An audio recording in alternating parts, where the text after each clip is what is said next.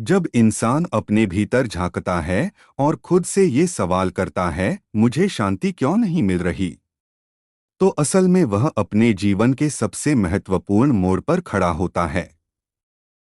यही वो पल है जहां से या तो भटकाव शुरू होता है या सच्चाई की शुरुआत। बाहरी दुनिया में सब कुछ पाने के बाद भी अगर अंदर खालीपन है, बेचैनी है, तो इसका मतलब साफ है, समस्या बाहर नहीं, भीतर है। और इसी भीतर को समझाने के लिए अष्टवक्र गीता एक सीधी, कड़ी और सच्ची बात कहती है, तू शांति को ढूंढ ही गलत जगह रहा है। इंसान की सबसे बड़ी भूल यही है कि वह शांति को एक चीज मान लेता है, जैसे कोई लक्ष्य, कोई उपलब्धि जिसे मेहनत करके पाया जा सकता है।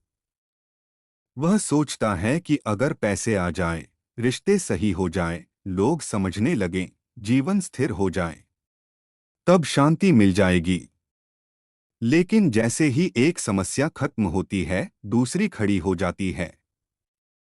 एक इच्छा पूरी होती है तो 10 नई इच्छाएं जन्म ले लेती हैं।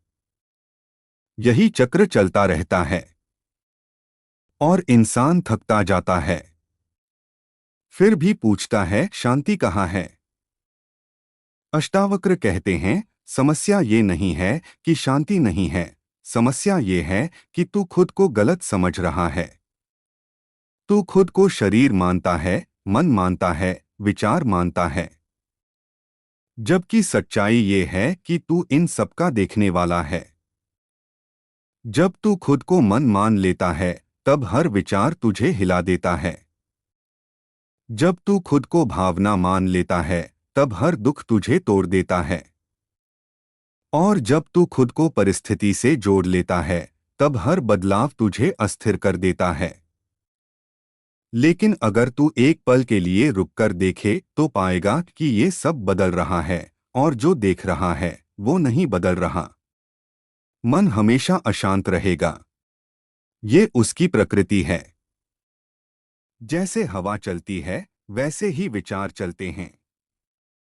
तू चाहे जितना उसे रोकने की कोशिश कर, वो नहीं रुकेगा।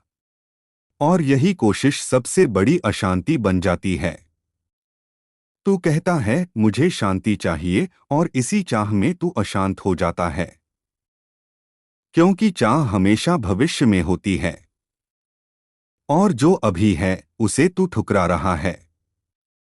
यही द्वंद्व, यही संघर्ष तेरी बेचैनी का कारण है।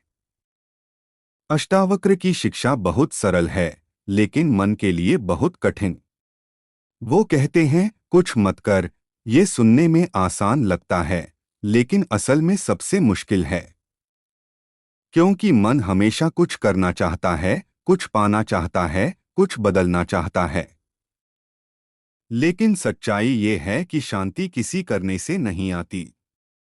शांति तो तब दिखती है जब करना रुक जाता है। जब तू कुछ पाने की दौड़ छोड़ देता है। जब तू खुद को बदलने की कोशिश छोड़ देता है। तब जो बचता है वही शांति है। तू अगर ध्यान से देखे तो पाएगा कि तेरे जीवन में कुछ पल ऐसे भी आते हैं जब तू बिल्कुल शांत होता है, बिना किसी वजह के। जैसे किसी सुंदर दृश्य को देखकर, या गहरी नींद में, या किसी पल जब तू पूरी तरह वर्तमान में होता है। उस समय तू कुछ हासिल नहीं कर रहा होता, कुछ सोच नहीं रहा होता, बस होता है। वही तेरी असली स्थिति है। लेकिन जैसे ही मन वापस आता है, वो उस शांति को पकड़ने की कोशिश करता है, और वही पकड़ उसे खो देती है। मुझे शांति क्यों नहीं मिल रही? इस सवाल के पीछे एक और छुपा हुआ भ्रम है। तू मान रहा है कि शांति कहीं बाहर है या कहीं दूर है। लेकिन अष्टावक्र कहते हैं, शांति तेरी प्रकृति है। तू उसे खो नहीं सकता, सिर्फ भूल सकता है। जैसे कोई व्यक्ति सपना देख रहा हो और सपने में भटक रहा हो, जबकि असल में वो अपने बिस्तर पर ही है। उसी तरह तू भी मन के सपनों में उलझा हुआ है और खुद को भूल गया है। जब तू ये समझ लेता है कि तू मन नहीं है, तब एक दूरी बनती है। विचार आते हैं, लेकिन तू उनसे जुड़ता नहीं।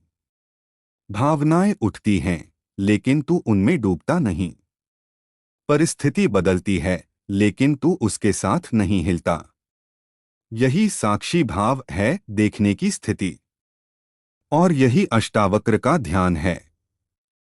इसमें कोई तकनीक नहीं, कोई नियम नहीं, बस एक समझ है। शांति पाने के लिए तुझे कहीं जाने की जरूरत नहीं है।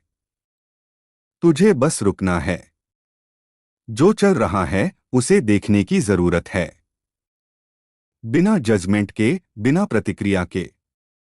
जब तू ऐसा करता है तो धीरे धीरे मन की पकड़ ढीली होने लगती है, और जो हमेशा से शांत था वो सामने आने लगता है। अंत में सच्चाई बहुत सीधी है, तू शांति को इसलिए नहीं पा रहा क्योंकि तू उसे पाने की कोशिश कर रहा है। और जिसे पाया जा सकता है वो हमेशा खो भी सकता है। लेकिन जो तू है उसे न पाया जा सकता है, न खोया जा सकता है। वही तेरी असली शांति है। तो अगली बार जब मन पूछे मुझे शांति क्यों नहीं मिल रही, तो उसे जवाब मत दे, बस उसे देख। क्योंकि सवाल भी मन का है और जवाब भी वहीं ढूंढ रहा है। लेकिन तू उससे कहीं अलग है। और जब ये बात सच में समझ आ जाती है तो सवाल अपने आप खत्म हो जाता है, और जो बचता है वही शांति है।